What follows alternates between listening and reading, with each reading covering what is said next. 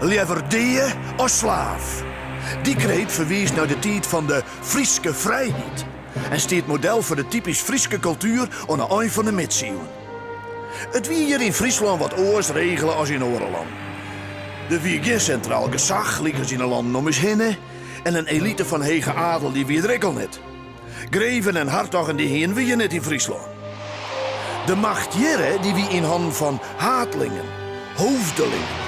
Dat wie een meisje niet wennen in sterke stezen en die het eigen Lietse leger gezien.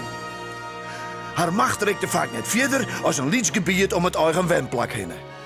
Deze situatie had uiteindelijk laat daar een onboors in de strijd tussen twee groepen meisken. De skieringers en de vetkepers. Een echte winnaar is er neerkomen, maar de chaos maakt wel duidelijk dat het verlet weer van een echte baas. En die kwam echt. Ja, want in 1498 kwam hier een boeteloze hartog met zijn gezag. Albrecht van Saksen. Het weer dien met de Frieske vrijheid. Van Noord-Italië onder Duitsland en de lege landen, inclusief Friesland, strekt hem het machtigste land uit van de lette middeleeuwen. Het Heilige Roomse Rijk.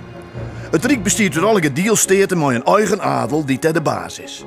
En binnen dat Roomse Rijk hadden de Friezen een min of te meer zelfstandige positie met een soort vrijheid. Vol binnen in Friesland landsgemeenten. Dat zijn gebieden dat grondbezitters met een wargeerwerkje. Het oude Oostergoe en Westergoe jaren dat daar. Maar ook ontstaan bij gelijks de landsgemeenten Kolmerlaan, Achtkarspelen, Smellingerlaan, Opsterlaan en Stellingwerf. Al deze vrije landsgemeenten willen van mij een wargeerwerkje. Ze dachten dat in het Boen van de Opstalbeen. Dat is de naam van een heuveltje in Eerst-Friesland. In Duitsland dus. Hier komen de vertjentwurgers van de Frieske gebieden een skoft lang bijeenwaar op de Tiesje na Pinkster.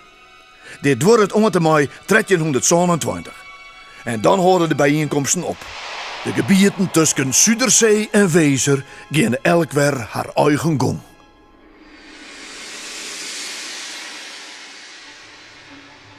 De Frieske vrijheid wordt van verschillende kanten bedriegen.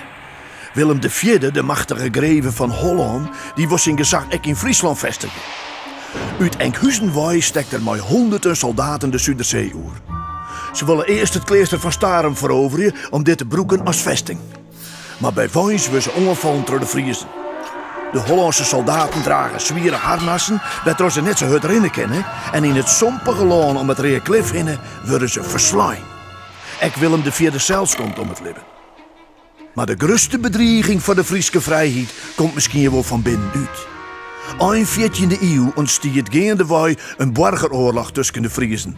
De Friezen die het had verdelen in twee kampen. Skieringers en vetkepers.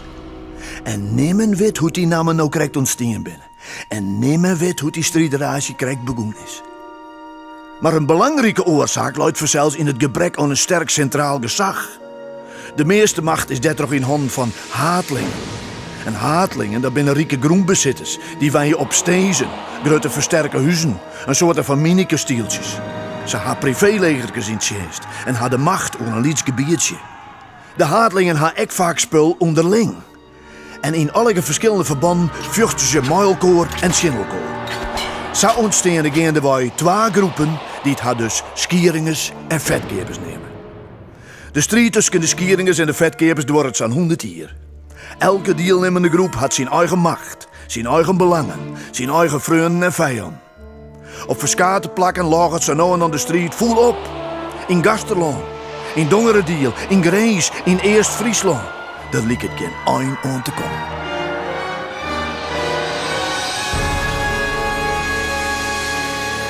Uiteindelijk greep de keizer van het Heilige Roomse Rijk in. Hij stuurde in 1488 een gouverneur naar Friesland daar, Albrecht van Saksen. Dat is mooi op uitnodiging van de skieringers. Albrecht van Saksen herstelt het gezag van de keizer en maakt het een eind aan de twisten tussen de skieringers en de vetkepers. De tijd van de Frieske vrijheid is dan definitief voorbij.